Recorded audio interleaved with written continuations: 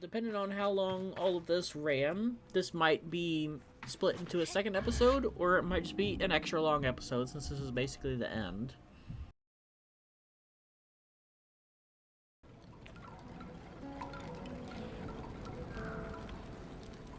Oh, we could probably try that again now that we have max stamina. Ah, oh, jeez. Okay. Bike parts. I wish it was daytime.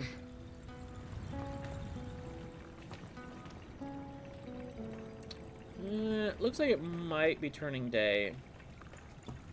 Because I want, like, the full colors and everything. You know what? Let's try climbing until it's actually day, because I want... Come on.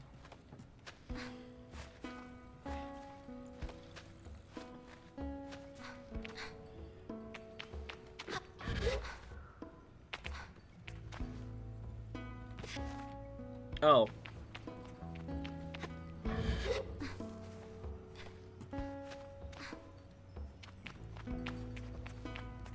I am sure there's something up there.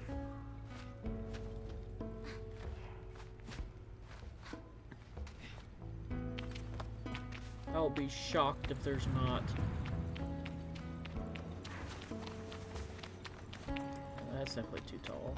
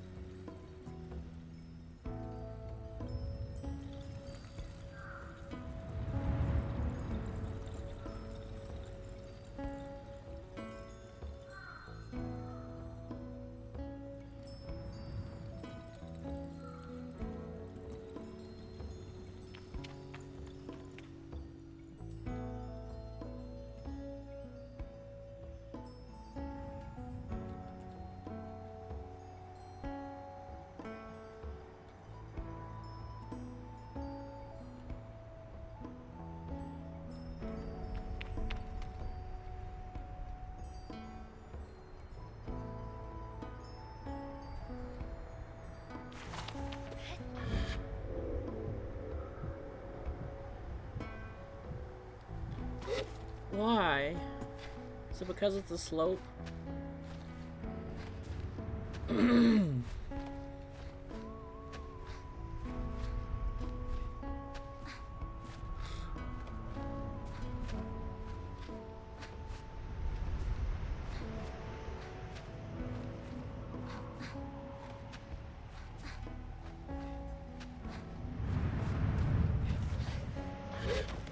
Grab it.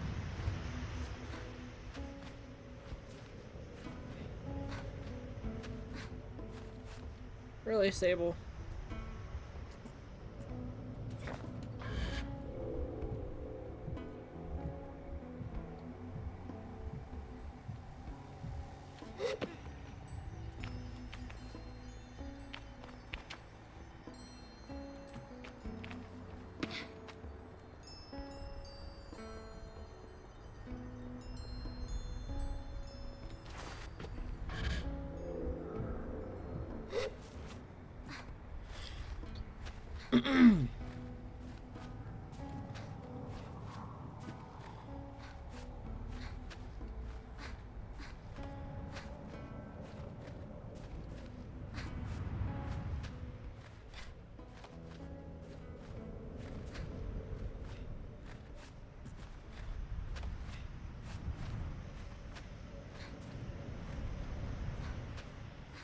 Come on, you're so close.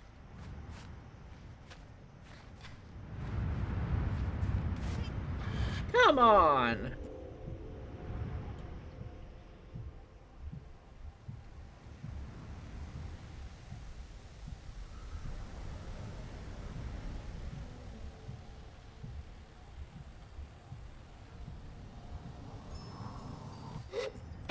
Alright, I guess I'll wait for it to rotate around again.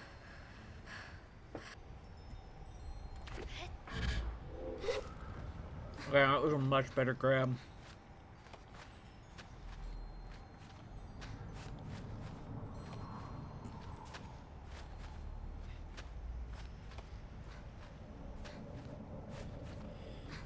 I know it's daytime now, but we're invested.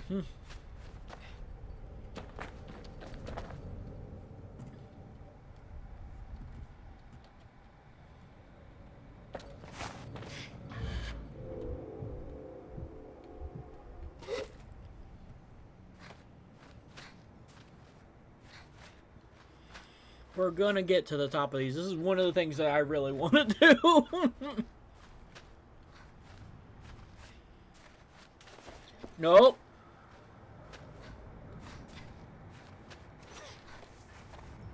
Come on.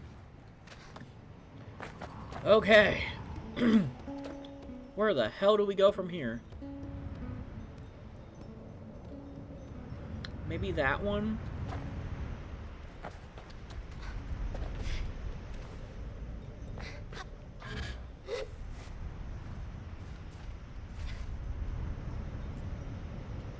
Yes, I feel like that one's going to be too far. Plus, it's moving away from us, whereas this one's moving towards us. That one's going to be too tall. So yeah, let's try this one.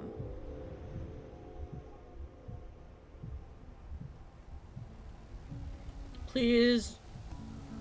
Sable, why? Alright, let's go. Where the hell am I?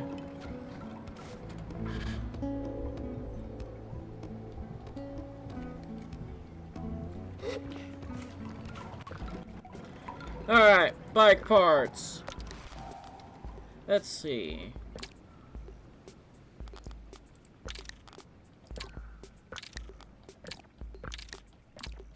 Alright. So this is the full angler bike.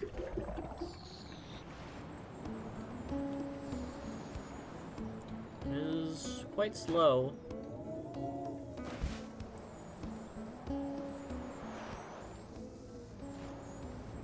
Pretty neat though, the shape is very interesting. Ooh, interesting sound too. Sable, I swear to God.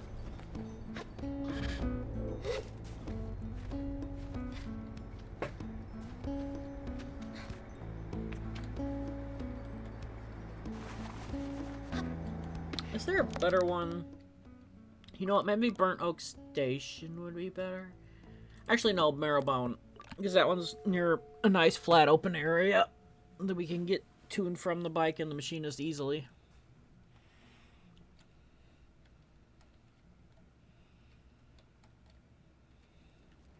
Hi, kid. Yes.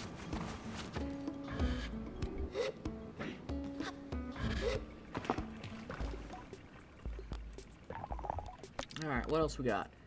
I believe this is the whale parts.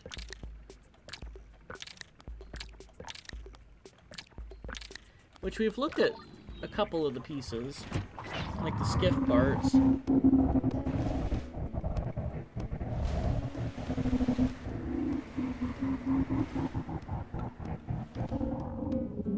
This one's kind of wibbly.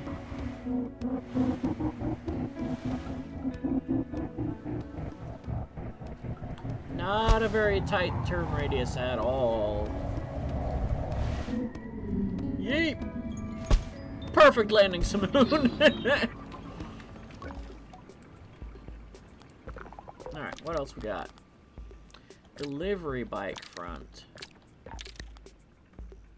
Oh yeah, we didn't get the rest of the cartographer bike pieces. And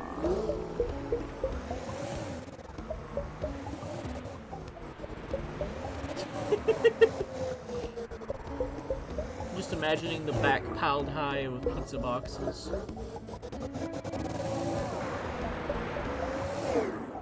Definitely not slow, but it's probably not, or definitely not fast. It's not meant to be. Okay, we've looked at the bug one. Alright, giraffe bike.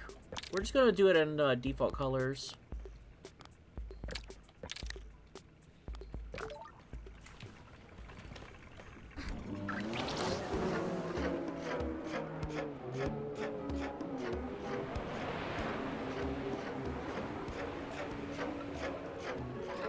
Definitely another slow one. It sounds like it wants to die.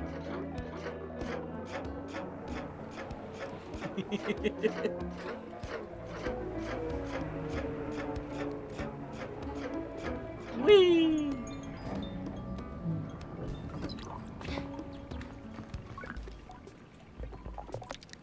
Alright, what else we got? Let's do a full lightning crystal. Because we know what the basic gliding one looks like. That's what we started with.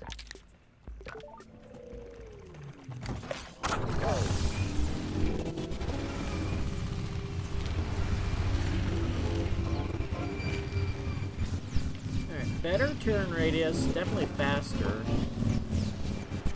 But not like crazy fast.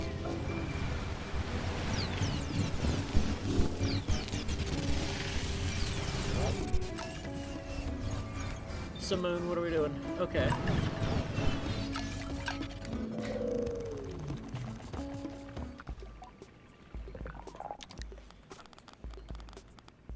We already looked at the Hickark. Salt Bike.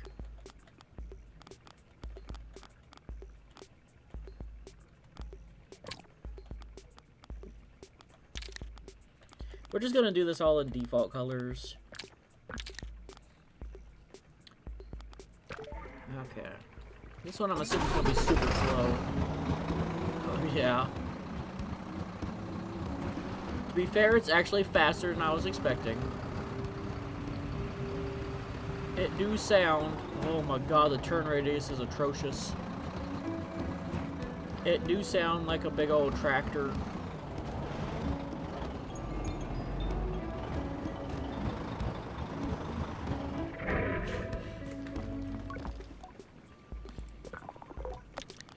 Alright, what else?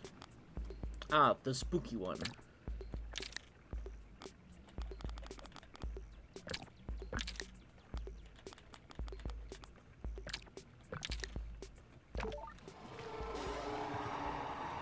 Yeah, it do look cool.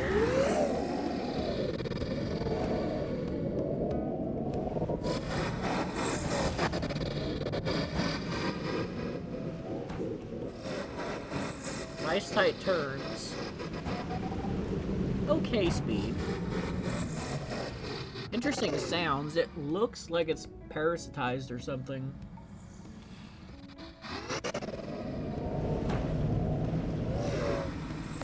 Here, let me throw on the shade outfit, because why not?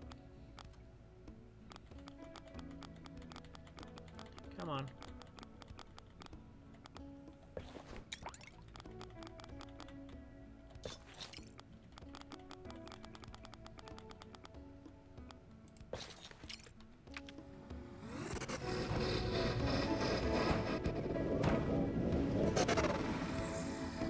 I wish I could zoom in to get a better look. Yeah, that is pretty cool. Definitely feels kind of bug-inspired.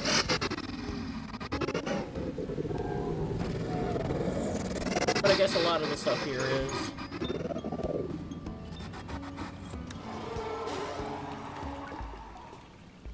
Alright, what else we got? Ah, just the Speedster.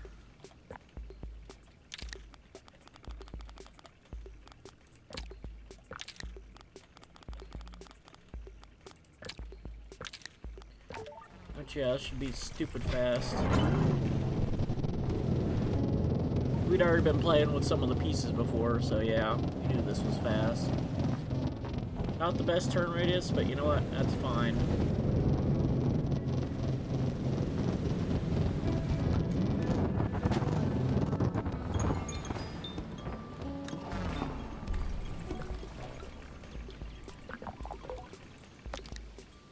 Let's see, was that everything? Yeah, looks like it. I feel like we're missing some, but I don't know what.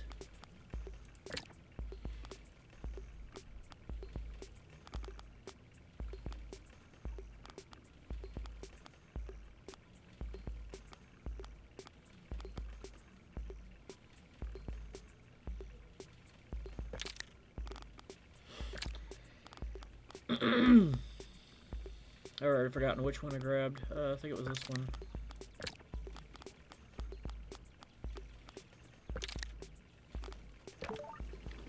Okay.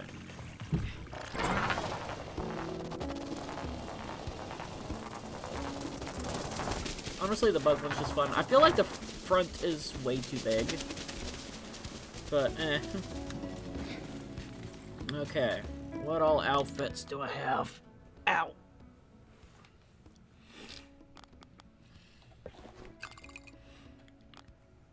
I don't have an atomic priesthood mask.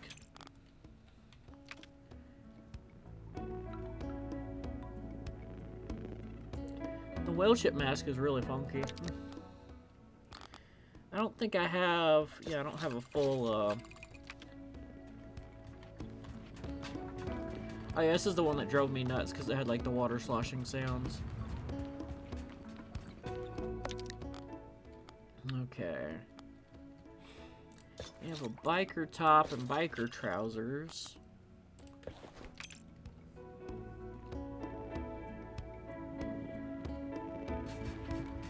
Pretty simple. We already know about the Hakoan ones because we were wearing that for quite a bit. Climbing mask.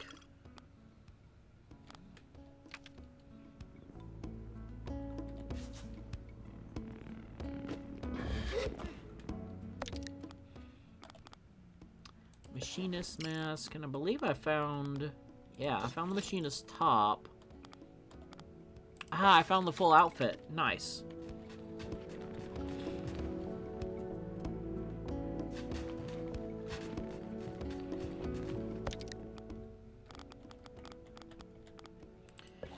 Entertainer's mask.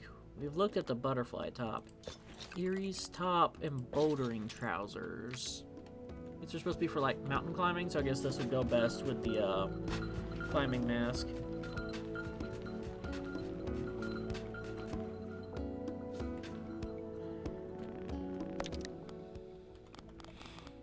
Let's see, angler mask.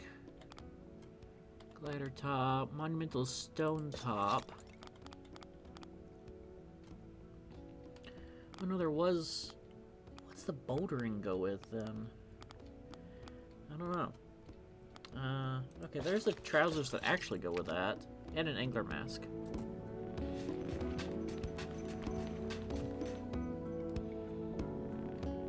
Angler mask is pretty cool, though.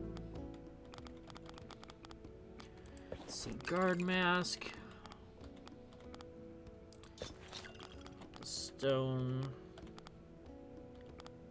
Okay, I have the guard trousers. It doesn't look like I have the guard top. There's the stone bottom.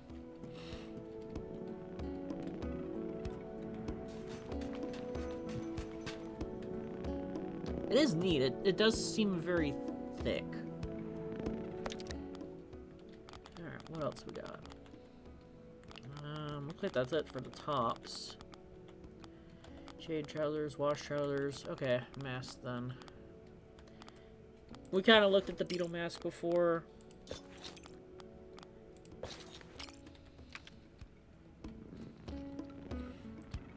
It's neat. I don't know why we're wearing a beetle right on our face, but...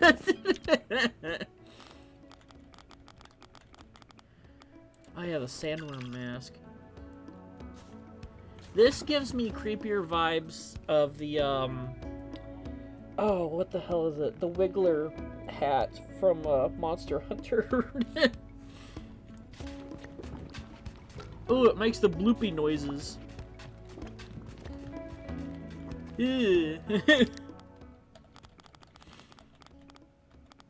Okay, scrapper mask, which is pretty basic.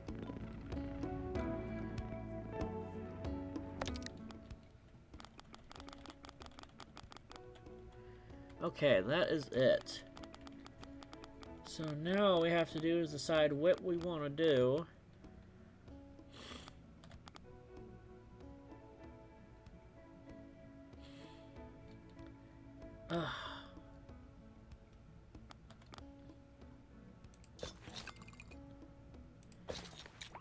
I do really like the Hakoan outfit. It looks really cool.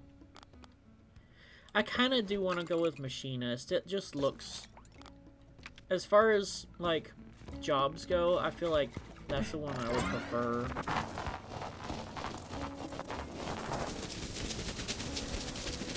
Okay. Ow. Double check my quests. Yeah, we only have the one left. 37 completed and one left. So let's head back to the Ewer. I guess we'll start at the Wind Tower.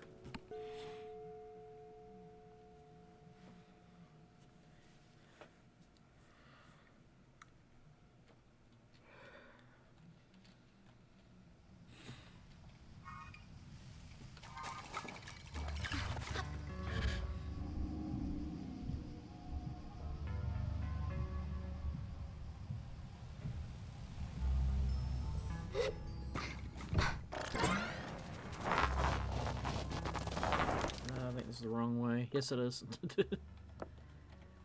Blue. That way.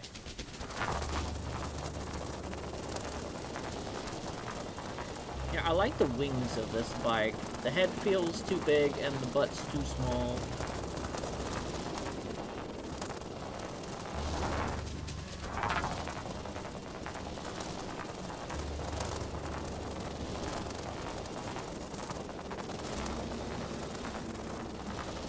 It also rides a lot higher than the other bikes, so it doesn't like smack into the ground as easily, but it also makes it a little bit more difficult to get on.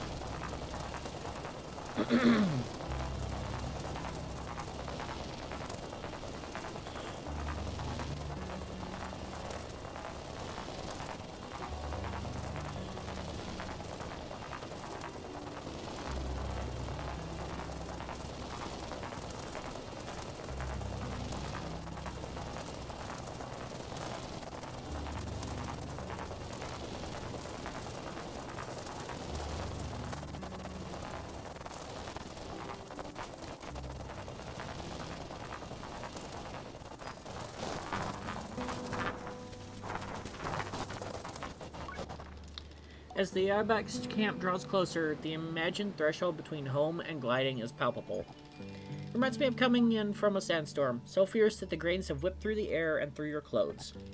You peel off the layers of the sand-beaten fabric and marvel at the dust on your skin, the bits that manage to get through despite every precaution. And though you feel so grateful to be home and so comforted by the safety of the indoors, you can't help but smile, nostalgic, as you wash the sand away. What an adventure you've had, and it was only for you. Am I ready to choose my mask now?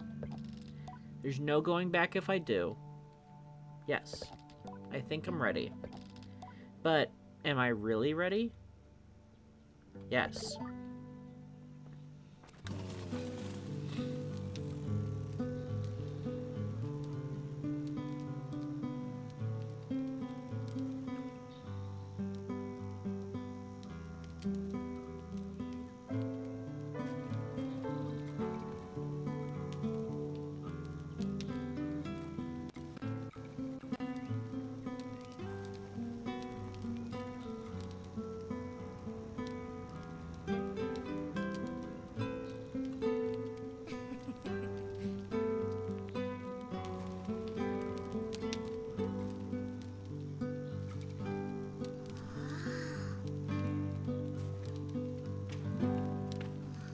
Oh, Sima grew while we were gone. That's a nice little touch.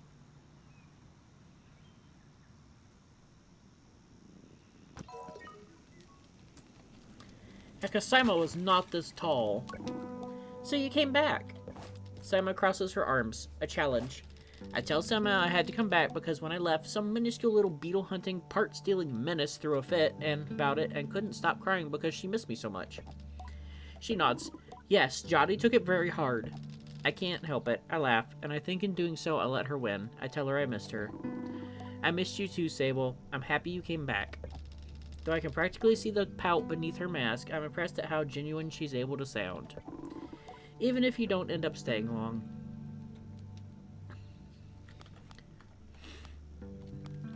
Are you going to cry if I leave again? Ask Emma if she's going to cry if I leave again. I don't think so. For 2 reasons. She counts them off on her fingers. 1, because it's already happened once, so now I'm used to it. 2, because soon it's going to be my gliding, which I'm going to stay on forever, so I can just go on my bike and chase you down wherever you go. I tell Simon she can't stay on the gliding forever and that she'll have to choose a mask. Then I'll choose the mask of the bounty hunter. I say that isn't a real mask. Yes, it is. I say it's not. She shrugs. Guess you didn't find it. I tell her, no, it isn't real, and that if it were real, I would have found it. Don't think so. It's really hard to find. That's part of it. To become a hunter, you have to be a hunter. I ready my next response, but choose to hold my tongue, lest I lose what maturity I gained on my gliding. Simon makes a broad gesture that I think is meant to emulate the knocking of an arrow in a bow. Good luck, Sable.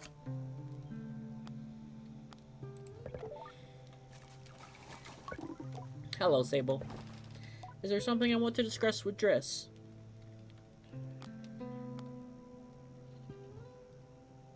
I'd like to relitigate. How's the clan been? Ask Driss how it's been managing the clan while I was gone. Chaotic as ever, which I think you should be pretty happy about. I asked Driss why he thinks I'd want that for him. Because it means it wasn't you. What wasn't me? Ask Driss what he means. I mean that you left in your gliding and things stayed exactly as chaotic as they've always been, which means I opt not to suggest that it means Driss finds himself so scattered that everything will always feel chaotic. I really have matured. You're not the problem. How nice for me. Sandcutter incident. I asked Driss once and for all if on that fateful day of my gliding he had actually forgotten to help out with my bike, and if the test ride on the sandcutter was a sly cover-up. He cocks his head. What are you talking about? You know what I'm talking about. I'll tell Driss that he knows very well what I'm talking about, but he shakes his head. No idea.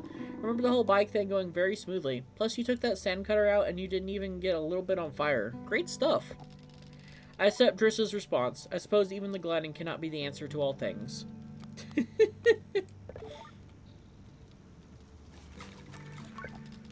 Being back with the Ibexxi is more comfortable than I expected. I think I thought the gliding would change every part of me and that I would come home different. Perhaps more mature or more jaded, or at least able to grasp more of Driss's jokes or Halal's poetry. The actual change is more subtle, and it's that, somehow, despite spending so much time discovering the world beyond, I've never felt more like a part of this clan.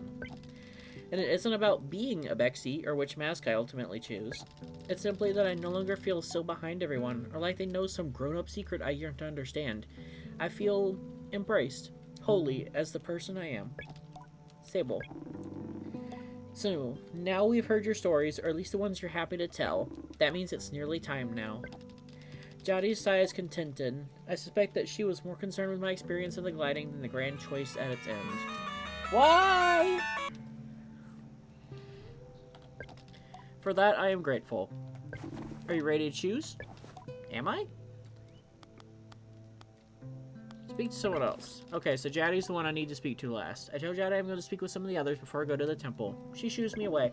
Of course, go on. Just come back when you're ready. Umar, welcome back. I don't remember the last time I heard Umar speak. Maybe to yell a warning, but never to converse. It takes me a moment to think of something to reply. How have you been? Umar shrugged silently. I think that's all I'm going to get from him on that. Did you miss me? He emits a low grunt and what sounds like a chuckle. I think that means he missed me. Hello. Oh, Sable! It's so good to have you home. I've thought about you so much, just imagining all the excitement. Every time we passed a cliffside, I thought, I bet Sable's just hovering everywhere. Have you heard of Lore the Fabulous? Ask Halal if they've ever heard of Lore the Fabulous. Oh, of course I have. Not much for travel, you know, but not 2 years ago I made a special trip to Eskria just to see her. Why? I tell Halal I met her out in the desert and that we spent a whole evening talking about life and poetry. I add that I think I may have inspired some original work. That's amazing! So Sorry, I'm so excited. So you think it's possible that next time I see Laura, she might actually read a poem that you inspired? I say yes, that it's quite possible. Now that is a gliding. Who cares what mask you choose? You've got to hover around the world and you inspired Laura the Fabulous to write a new poem. If I were you, I'd put on my retirement mask because I'd be done. We laugh together and it feels really, really good.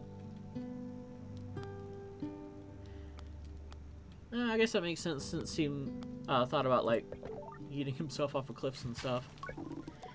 My child, welcome home. Have you been taking care of yourself? You look rather bony. Are you well? Zeki fusses over me. She would always look for reasons to care for us.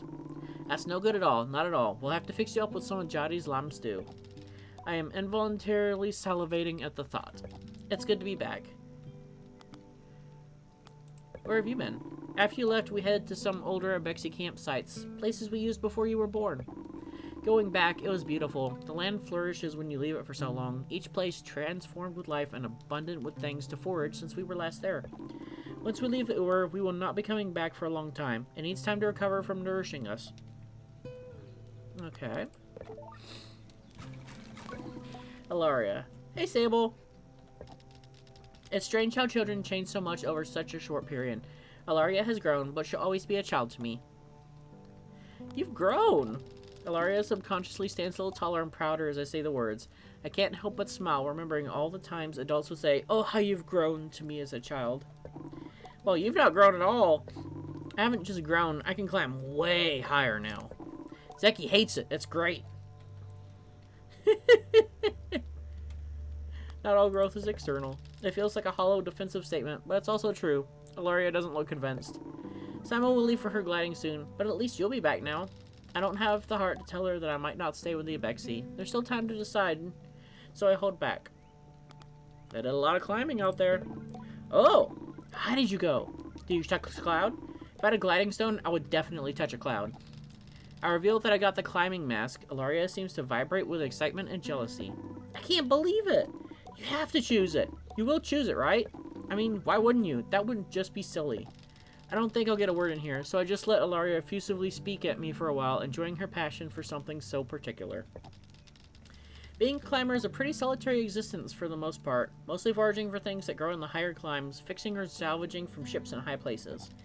But the sights you see, the places you get to go, it'll be like a continual gliding at times. Will I be comfortable at those heights without the gliding stone? Probably not, to be honest. That sounds like a danger. I greet Sizzo. How do you do, clan child? Talk about Simoon. How was your companion? I would have been lonely without Simoon. Of course, the desert can be a desolate and sparse place. Traveling with a partner is the only way to keep the mind at peace. What will happen to Simoon now? Well, it's almost time for Sima's gliding. Simoon will likely accompany her across the dunes. I feel a pang of melancholy as I think about losing Simoon. It had to happen one day. Nobody truly owns a bike in the Ibexxi, but is merely accompanied by one. I'm grateful to have at least had that blessing. I met a lot of your machinist friends. I tell Sizzo I met a lot of her friends on my travels. I know this, and I hope they were good to you and to Simoon. I tell her they were, and she seems to take a bit of pride in that, which is rare to see in Sizzo. Some really great machinists out there. I like them a lot. Think I should choose the machinist mask? Ask if Sizzo thinks I ought to choose the machinist mask, then I might join her order. She crosses her arms and takes time to think.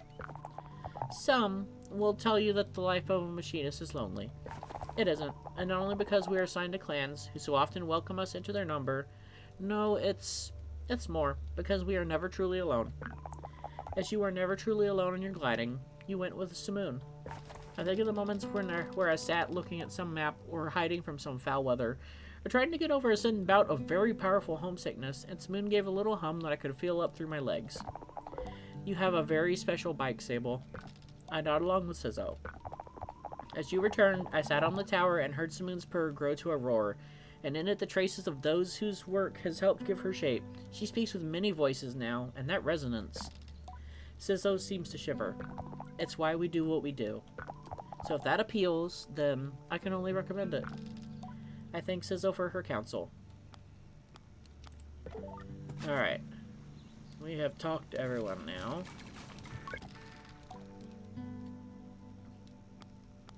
Ready to choose. I won't keep you, Sable. If you know what you want, then all I desire is to learn what that is, and celebrate it with you. I'm allowed to be excited too, aren't I? She chuckles. Whenever you're ready, proceed to the temple. Oh gosh. Going back to where it all started. Oop. Oh. I wasn't supposed to ride her up there, I guess.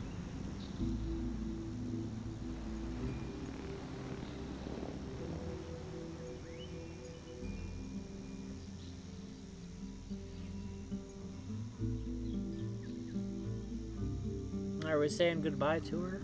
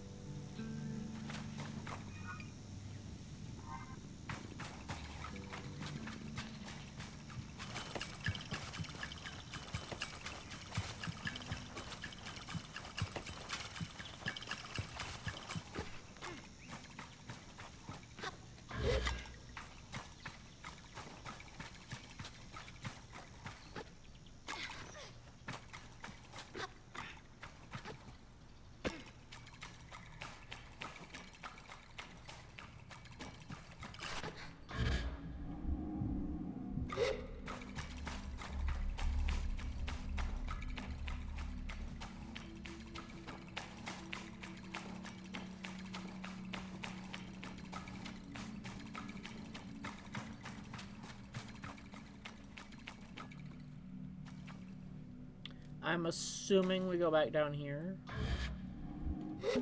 Yes, okay.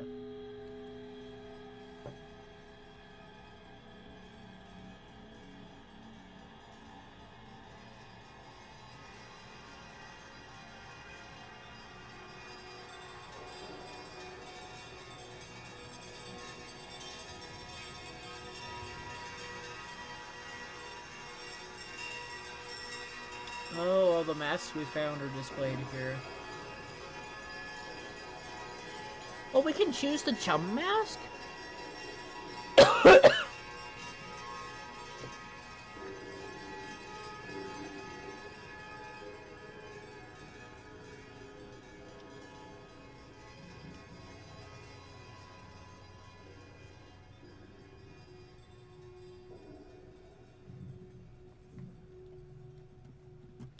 Okay, so we can literally choose any mask.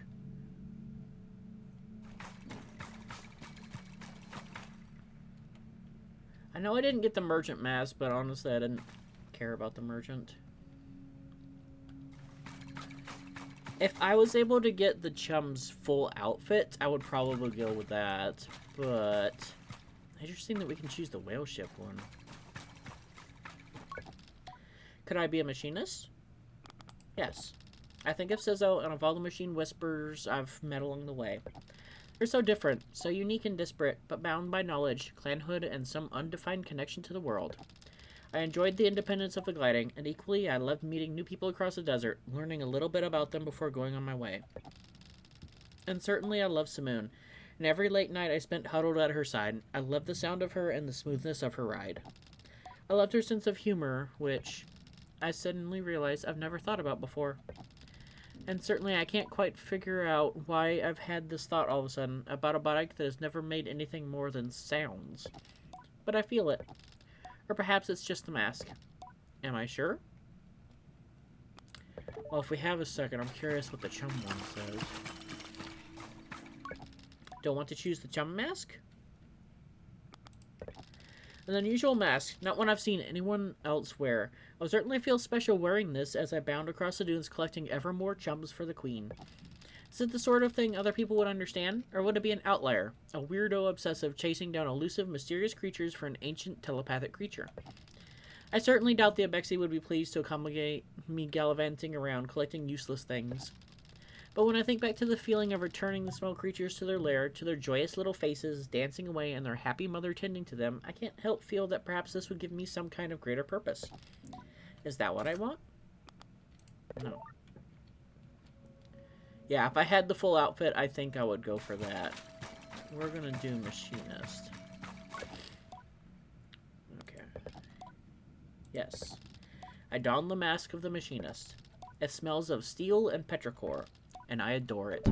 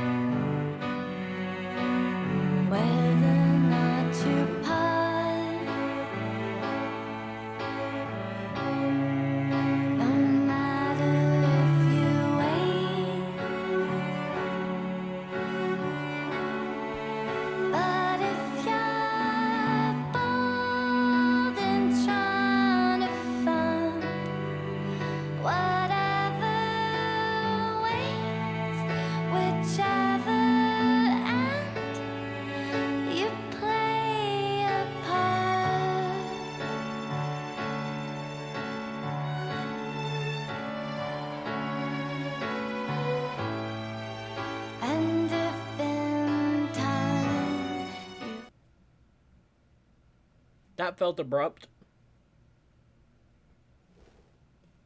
That was really short credits. That kind of caught me off guard. I didn't touch anything. But no, that was a lovely little game. I really enjoyed that.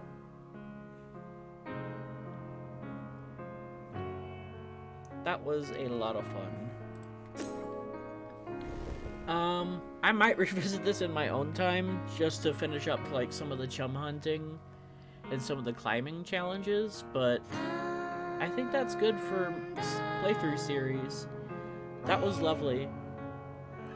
Thank y'all so much for watching, and I'll see you in the next adventure. Mop out.